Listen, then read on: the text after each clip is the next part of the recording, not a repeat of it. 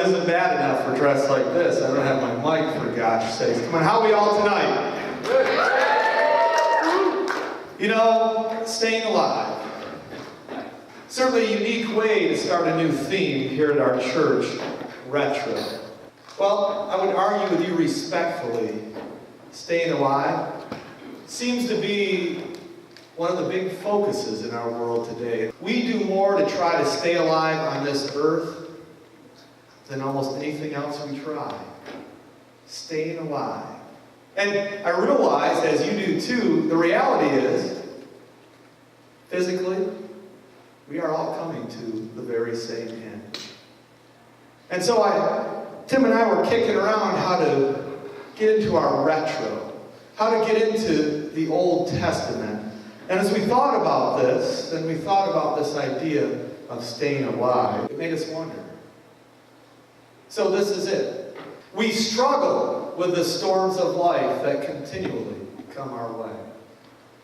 And this is it. And Ephesians tells us this doesn't have to be it. Because we're told in Ephesians that we serve a God of love. We serve a merciful God. A God who so wants to get us out of our sin, so get us away from our transgressions, that He put His Son on the cross for me. I believe in the truth of Jesus. And I think that I am what you might call a New Testament Christian. But did you know this? Jesus, while He was here on earth teaching us what we needed to learn, refers to the Old Testament, the Scriptures, almost 80 times. In fact, His disciples referred to the Old Testament, the Scriptures, well over 100 times, as they're trying to help everybody figure out who the Christ was and is.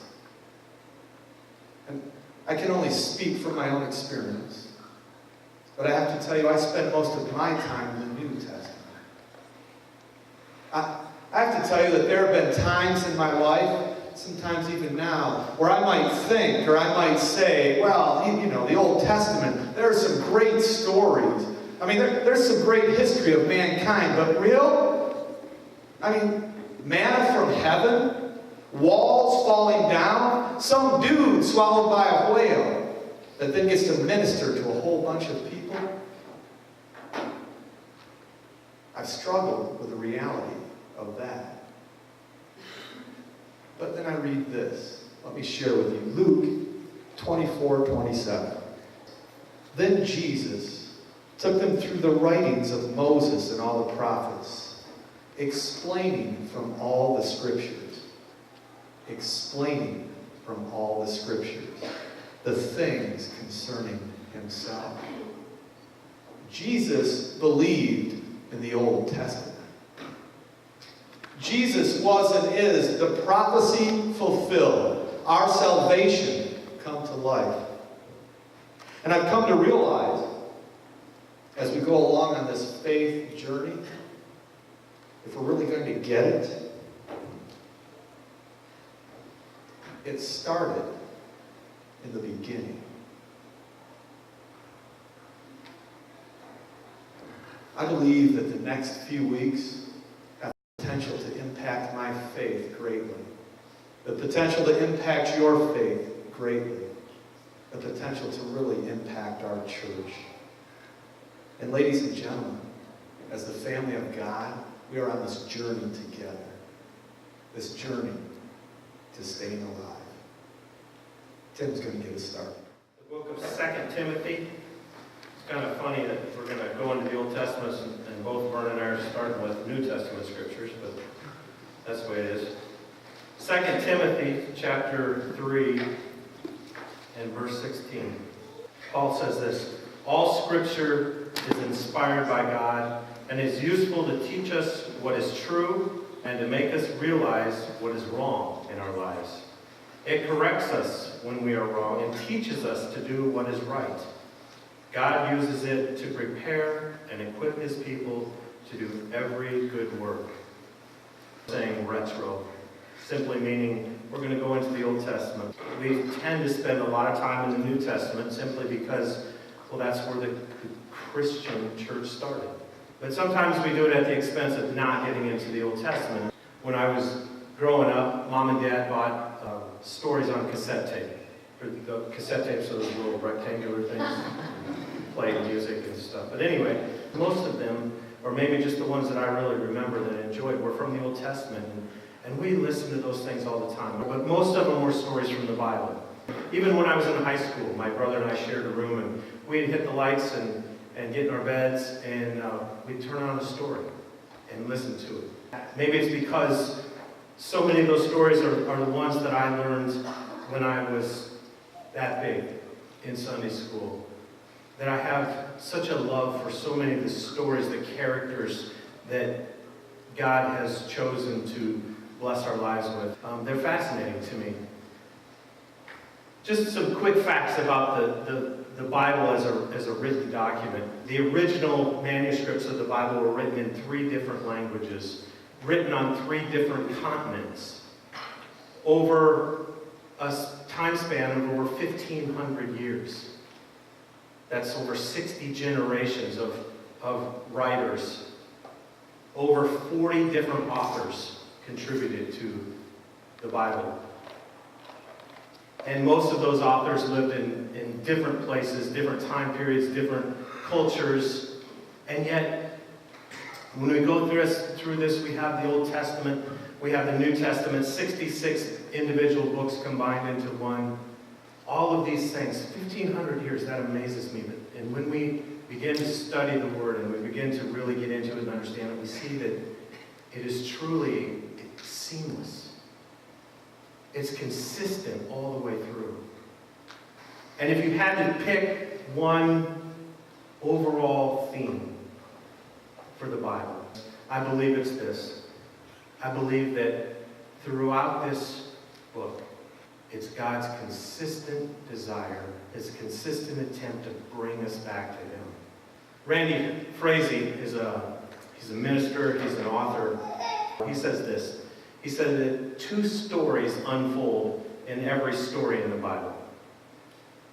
2 types of stories. First of all, there's the lower story. The lower story is really the 6-foot level story. It's horizontal, it's linear, it's the human story. It's the things that happen in life. The second story is the upper story. And this is where it kind of gets really cool, I think.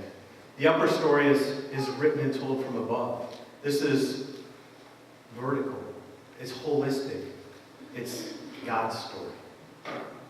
The lower story is going about our lives day to day. It's doctor's appointments. It's waking up for work. It's brushing our teeth. It's going on vacation. It's birthdays. It's hitting our thumb with a hammer. It's the words that come out of our mouth when we hit our thumb with a hammer. That's the lower story. That's us. But the upper story is really what God is up to. It's how God is weaving our story into His divine love story. When I think about the very beginning of the Bible, how we read the creation, and God starts with nothing, and He brings us the entire universe, and He starts to really focus in on our earth and create the things that are on our earth, and He, after each thing He creates, He says, "It is good. It is good. It is good." And then He creates us. And you know what He says? He says, "It is very good." Because we, as humans, are the only thing that God created in His image. And He said it is very good.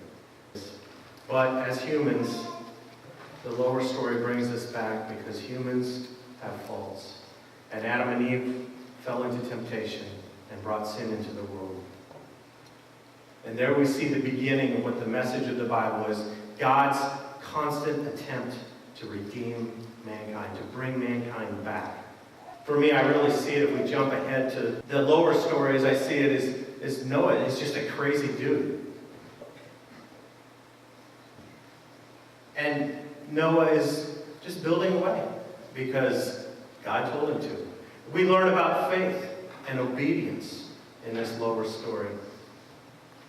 But the upper story is really, again, God attempting. God's got a plan. He wants to bring mankind back. But again, as humans so often do, that plan didn't work out because Noah wasn't good enough. He was human. And he continued to sin even after he saw God's amazing hand at work. And so this plan that God had was messed up by people. And so I just love the idea of going through the Old Testament and seeing the individual lives of people and how they lived and what they did. And if you want to read some cool stuff, go into the Old Testament. You're going to see drama. You're going to see tragedies, comedies. You can find violence and gore and blood, sex. It's all there. If you want a good read, it's right there. It's all in there.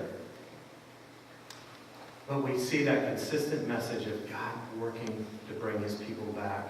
And I love the way Randy Frazee said, he was trying to bring his people back to the garden, back to that perfect place. As we go into this whole retro thing, I'm excited. But as we go into these next few weeks, there's 3 things that I hope that we can do. The first thing is I really hope that our knowledge of the Bible is deepened. I don't know, I bet if we looked around the room here tonight, we could find people, they know their Bible backwards and forwards. We can probably find people that are, kind of in that middle ground, working their way through it. And I bet we've got people that really don't know a whole lot. And I don't really care where our starting point is. That doesn't matter. But I hope as we go through the next few weeks, that we move from wherever our starting point is. We move ahead. The second thing that I hope that we do,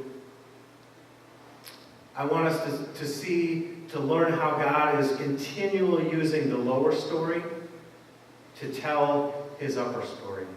And so, that second thing, we want to look and see how God is just using so many of those things. And then finally, the last thing that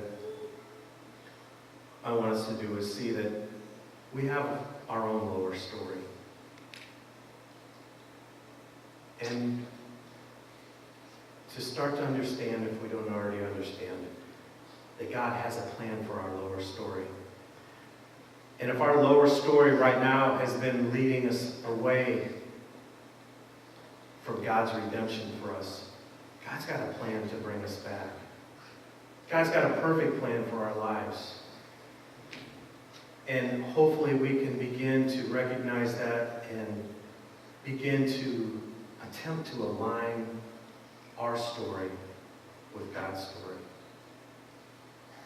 We look around the world today and it's pretty jacked up. And that affects our lives so many times in so many ways.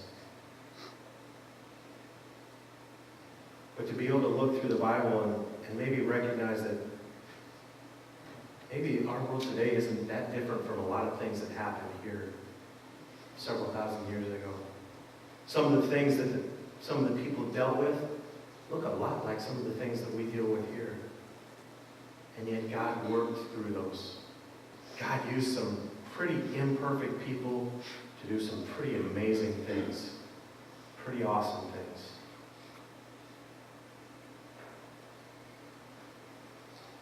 So I guess that third thing that I really want us to take away, God's upper story is in place for all of us.